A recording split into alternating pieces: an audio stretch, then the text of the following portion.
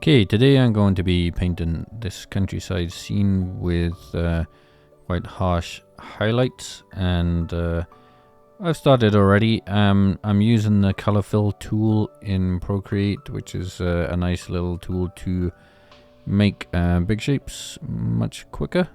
So one thing that's quite nice about using that is you don't have to fill in the gaps, obviously, so it just makes a big shape. So check it out if you haven't used it, and you can use that on any iPad. I'm using the iPad Pro 14, the latest one or whatever, with the Nano, which is pretty cool, but you could do this on pretty much anything, so don't let the hardware get in the way.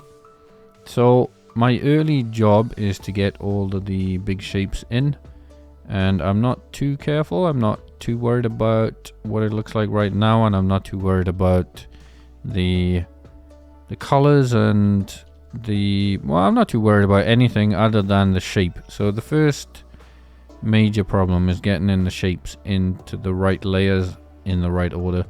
So I'll have a bunch of layers, so each one of these major shapes will be on a layer. So we'll have the dirt path on one, we'll have the sides of the road on one, we'll have the bushes on one, we'll have the background on one, we'll have the trees on one.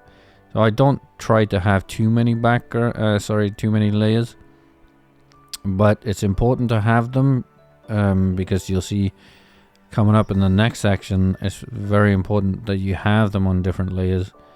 Now, you can go crazy with layers, but I wouldn't say to do that either, because if you have too many, you won't really remember which layer you're on in the first place. So keep it simple, but realize that you need them on different layers, and you'll see me start to tweak them now. So I'm messing around with the hue, saturation, and brightness, because mostly I paint too light to begin with. So everybody who paints, you'll kind of have your way of doing things, and usually it'll be too light or too dark or too colorful or not colorful enough, and things like that. So you just gotta recognize where you are on that spectrum, and I always paint too light when I begin with. So that's fine as long as you know that. Digitally is great because we know we can just go out and change it, right? So just try and learn. It'll take quite a long time, so I'm not saying it's going to take like 10 minutes or whatever. It'll take quite many paintings to understand what you consistently do kind of weird, and then you can compensate for it. So I've learned that I paint too light and I darken things after I paint them, but then I lighten them as I go. So we're on to the highlights now, and it might look kind of weird right now, and it's like, what on earth is he doing? But it's gonna make sense in a minute. So what I'm trying to do is I forget trying to paint exactly what I'm looking at, and I'm trying to abstract it and simplify it in my mind so it's not so difficult to paint, and then I can add the subtleties and the difficult parts later. So I only use one brush, which is the technical pen from the inking part of Procreate, and I use the smudge tool a little bit, not a great deal. I'm careful with the smudge tool. The smudge tool is powerful, so you want to knock it down. Unfortunately, my left hand side of my screen is blocking it a little bit, but the smudge tool, put it down to 75% or even 50%, or if you're not used to it, put it down to like 25%, because it is quite powerful. It's a great tool because it smudges quite nicely compared to most applications. Even, you know, Photoshop and whatever doesn't have such a nice smudge tool. So Procreate has some awesome tools. So once I have all these dark parts in, it's really about where's the light coming from. So this whole painting kind of works or doesn't work based on these light patches. So it's very dark generally, and it kind of hurts my head a little bit to make sure that I paint dark so I can highlight. So one thing that's quite hard to understand in landscape paintings is you kind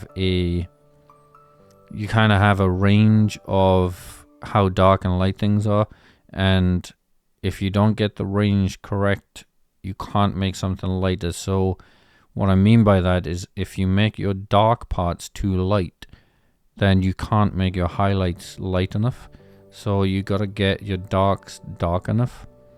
I know that might sound kind of mental, but what you're really doing is you only have so much of dark and light to work with. So if you want your highlights lighter, you just make your darkest darker, rather than trying to make your lights lighter, because you're going to run out of lightness. And what happens there is, I've done this many times, many times, is that you try to over highlight to make up for it, and you end up making your highlights kind of white, which is just doesn't really exist.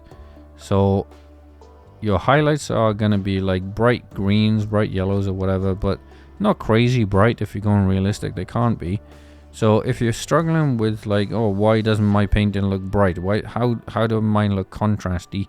How do I get like these really bright sunlights and whatever? Is because I make sure that the other parts are dark.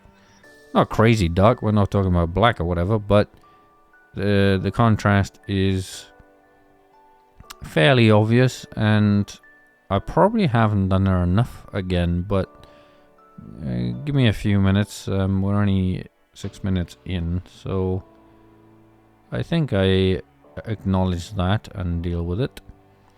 So like I said, I generally do most of my painting with the color fill tool in Procreate, which is great.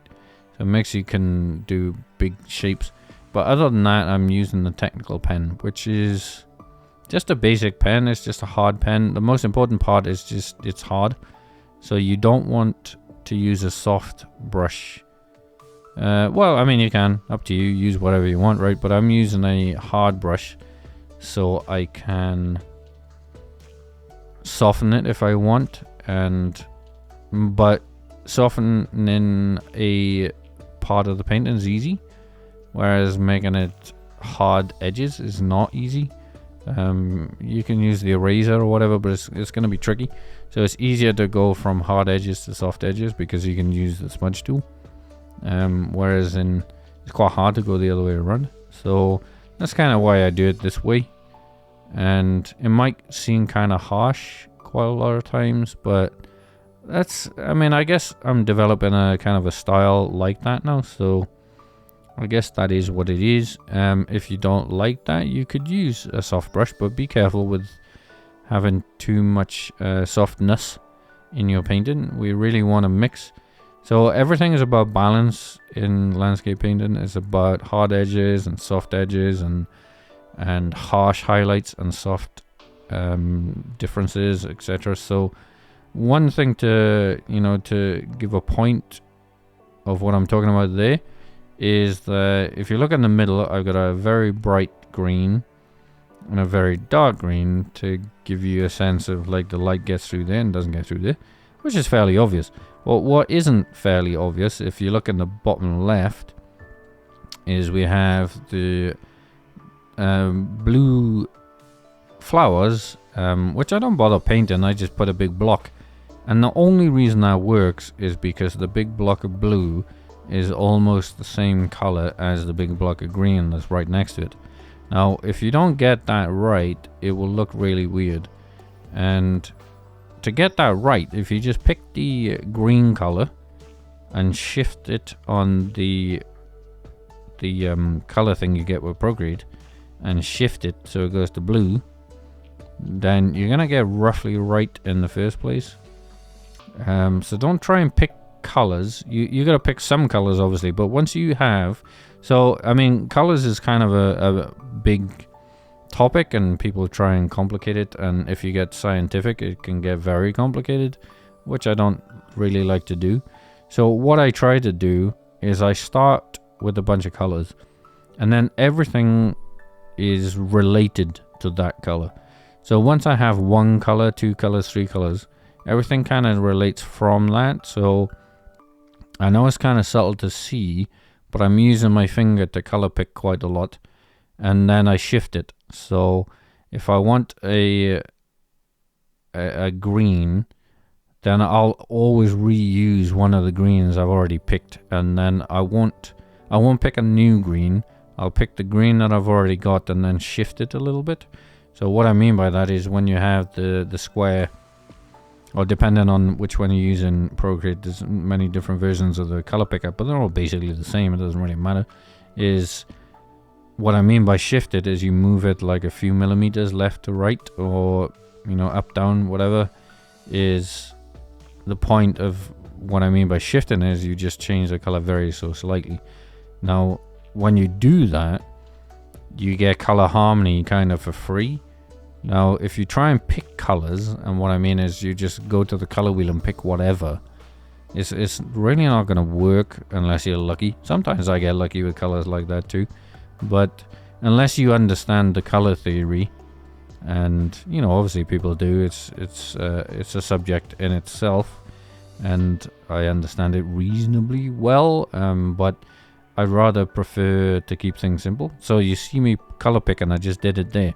I color pick and then I shift it, and you can see it's roughly the same but shifted. Now if I tried to match that green just by picking the color, that'd be really, really difficult and almost impossible, I would say, unless you've been doing this 100 hours a week for your life, and maybe you could do it. But normal people who have to do other things would not be able to do that. So my point is, I've been rambling on about this quite a little bit, but what I'm talking about is once you have a few colors in your painting, everything kind of, if you want a simple color composition, is everything has to relate to that, and it just makes it easy if it is. Now obviously we can talk more advanced, and then you can contrast it with a different way of picking colors, but I think for now that the way of picking colors for me works really well, and I generally don't stray from it too much. I think when it comes to colors, we've got like levels of advancement, if you want to call it that, and if you're not familiar with colors, just keep them simple, and it will work. And most of the time, some of the best paintings ever only have one or two colors. So if you look at this painting, I was slightly worried about, I think this was going to be really difficult because the colors are really subtle. Now when you have really subtle colors, it can be quite hard. So there's only green in this painting basically. So I mean, we've obviously got the path was a little bit different, but even the blue is kind of greeny. So it's all basically green, and green is the hardest color to deal with. All colors kind of have a complexity to them, and green is a pain in the butt, and because there's lots of greens that just do not work in a painting unless you're painting something man-made or whatever.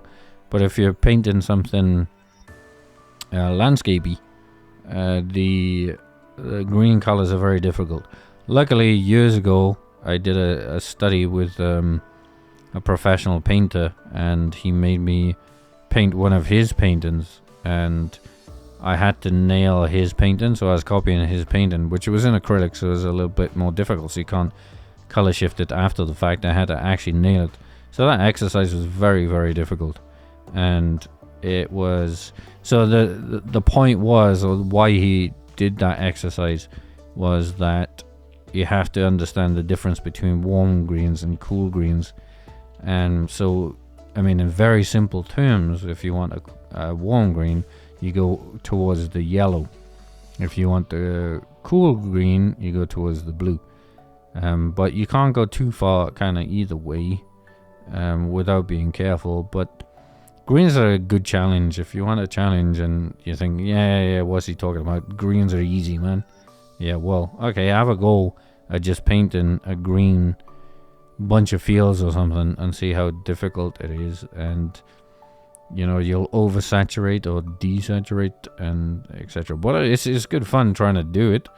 And you know, up to you if I pull this off. I think it's okay. Yeah, it's not my kind of style. I'm trying to paint 100 paintings like these, and this is number 20. I got another 19 like this, so check them out, and I got 80 to go. So obviously quite a lot to do, and I wanted a variety. I want to test myself. So, you know, this is not something I'd probably paint. I like to have open spaces, so I like to go hiking and things like that, and I like open spaces with, you know, you can see into the distance. But this was cool, and it was challenging. What is challenging about this is, if you look at the reference, which I don't need to show you, I mean, it doesn't really help, is there's lots of detail in the background. Lots of detail of the trees, you know, crazy detail. But I don't like to paint that kind of detail. I'm just not interested in that. I just want to represent what's going on. Like, you know, I want to represent that you just glanced at this. You know, so say you're standing there and you just glanced at this, and there's like, you know, you're not really paying attention to what it is, and it's like, does it look like you're walking down a road and then a little path or whatever it is? And does it look like there's, you know, trees? Does it look like there's bushes? Does it look like there's blue flowers? Now, if that's all like correct, then it's like I did exactly what I'm after. Because I'm not really interested in painting for hours and hours trying to replicate exactly what I saw or the reference or anything like that. So what I'm trying to do is, you know, put my spin on it and take out of the reference or photo or whatever it is what I got out of it. Now, everybody gets something out of it differently, and you could focus on something else. Like maybe you make the, you know, the blue flowers more interesting or whatever. So back to the painting, a little bit of technical information here. One thing that works really well when you have a painting and there's not many colors in it. One thing that's cool to do in Procreate, or any app, it doesn't have to be Procreate, is you see how messy I'm being here with some purple. I'm just scribbling her in. Same brush, still technical pen. And then I'll smudge it in. But I'll smudge it in quite a lot, so most of it goes away. So what we do then is we have a subtle hue shift. And that gives a much more realistic look. And I'll put that around the little place. So you see me whacking in some blue on the shadow side. Now, I grab the smudge again, and I smudge it in, and this time I think, oh, okay, it's a bit too light, so I actually smudge most of it out. So that's quite handy with this tool, is if it's not, you know, you want, when it's hue shifts, you want it really subtle, so you got to be careful with that. But what's quite nice about the smudge tool, the more you smudge it, the more it kind of disappears, so you can kind of go nuts. You don't have to be that careful. And then with the smudge tool, you can kind of get rid of most of it. So it works, I think. And I think I could have done it more, actually, with some of these shadows. I could have put more interest in the shadows. I mean, one mistake I used to make quite a lot was to not make my shadows very interesting. And I think I made the mistake again here. I put lots of interest in quite a bit of it, but I could have done more. And one mistake I've made several times, and I think I've done it again, which is quite disappointing, to be honest, but there's so many things to remember. It's hard to remember. It's like, well, don't do that again. It's like, well, great, yes, it's easy to say, obviously, but by the time you've got to the end, I'm talking over this. I painted this a couple of hours ago, and now I can see it, and it's like, oh crap, I missed it again. I'm always tempted to put like a to-do list, you know, next to what I'm painting, but there's so many things. I mean, I assume, well, maybe I shouldn't assume, but if you've painted a landscape paint, and maybe you just like watching people paint them, but if you paint them yourself, you'll know there's literally like 100 things to remember. So it's not so much good me putting a to-do list next to me, because I can't put 100 things next to me. It's crazy. But what I try to do is, when I go from painting to painting, is like well, I wouldn't say most, lots of stuff is kind of second nature now because I paint it so often.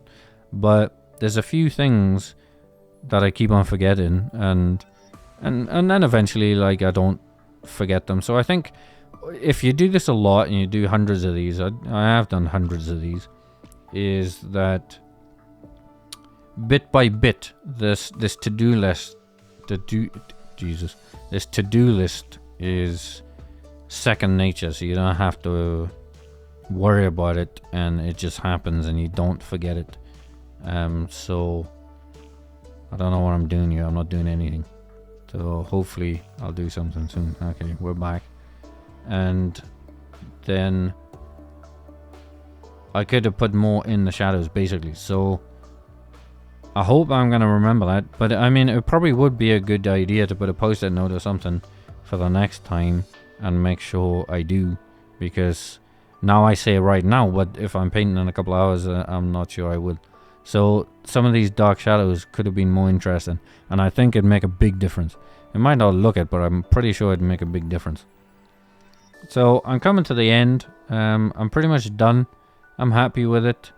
It looks kind of cool. Bit annoyed with those shadows now I've mentioned it, but you know, we can't make everything perfect. It was a challenging one, that's for sure. It was quite hard, but I think it turned out pretty good. So I'm on to number 21 soon. If you want to check that out, check it out. I got Patreon as well, where I post some other stuff. Links in my channel description if you want to check that out. But if you got this far, I appreciate that very much. Thank you.